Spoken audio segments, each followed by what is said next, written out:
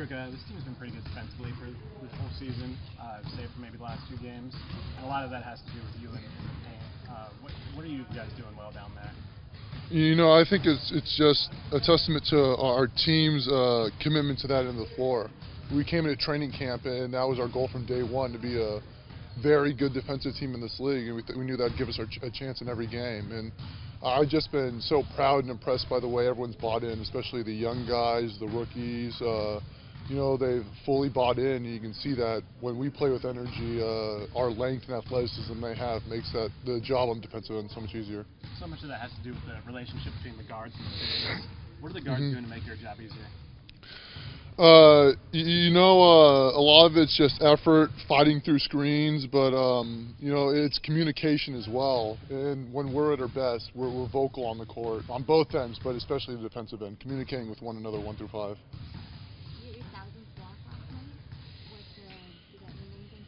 I didn't know that, actually.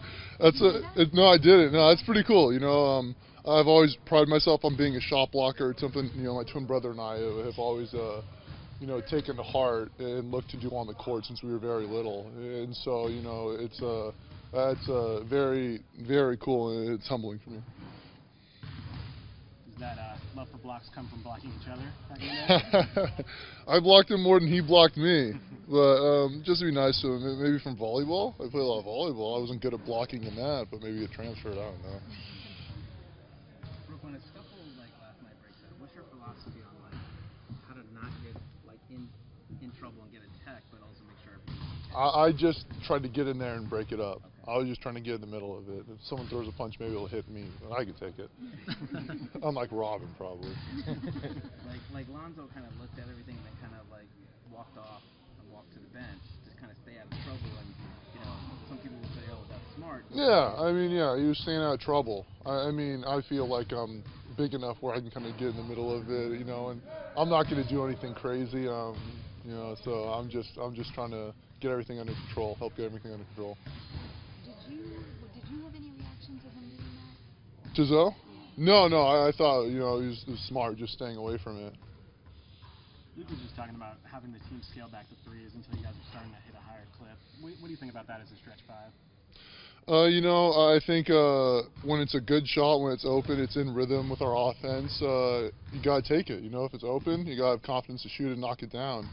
You know, I think Luke's talking a lot about kind of one pass, just pull-up transition threes, stuff like that, where you kind of, I mean, you guys can tell, you kind of look at it and you're like, that's not a great shot. You know, we can feel that as well, and just toning down on those and taking the really open quality looks we have.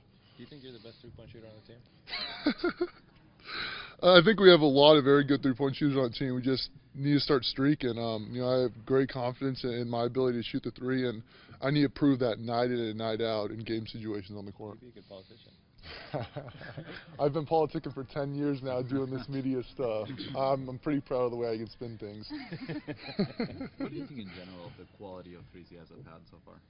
You know, that's the crazy thing. I feel like we've gotten some great open looks. We've gotten a lot of great open looks. You know, I feel personally, you know, I've gotten a lot, especially the past 4 or 5 games that just haven't gone down. And the biggest key is to just keep going with it. You know, it's awesome that Luke put us in this situation where he's making us responsible for that, you know, putting in the work to show for it so we know we're doing it. So you have that at the back of the mind when you're in game, that when this three's open, you have the confidence to step up and knock it down. Along those lines, also, like, free throws has been one of the areas where you guys have just, for some reason, just not making them. Is it, how much of it is just mental, and how much is it you can I mean, free throws are super mental. Yeah, it's like all mental. I mean, you see guys who shoot 50% or below from in the season, you know, you'll see them in practice. They go like 49 for 50 when they shoot in practice. It's completely mental, you know. And so I think it's just got to be more focused when we step up onto the line. So because again, we've got great shooters, you know, and that's another, obviously, we're keeping track of free throws as well. Everyone's responsible for shooting free throws, being held accountable, so we can up our percentage of that. You guys are approaching the point of season where you've played probably like 25% of the games. Is this team where it wants to be at that point? I think win-loss record, we're not where we want to be, but I think in terms of the way we've been learning on the fly and our learning curve, I think so. You know, I think, again, we've had a lot of young guys, a lot of guys coming from different teams, and we've really come together and bought into team mentality and our team identity. And you know, I think our guys have done a great job at catching on very well as the season's progressed, and I think our curve's just going to get better and better from here on out. So would you say that the team played better than their record? Oh, absolutely, absolutely.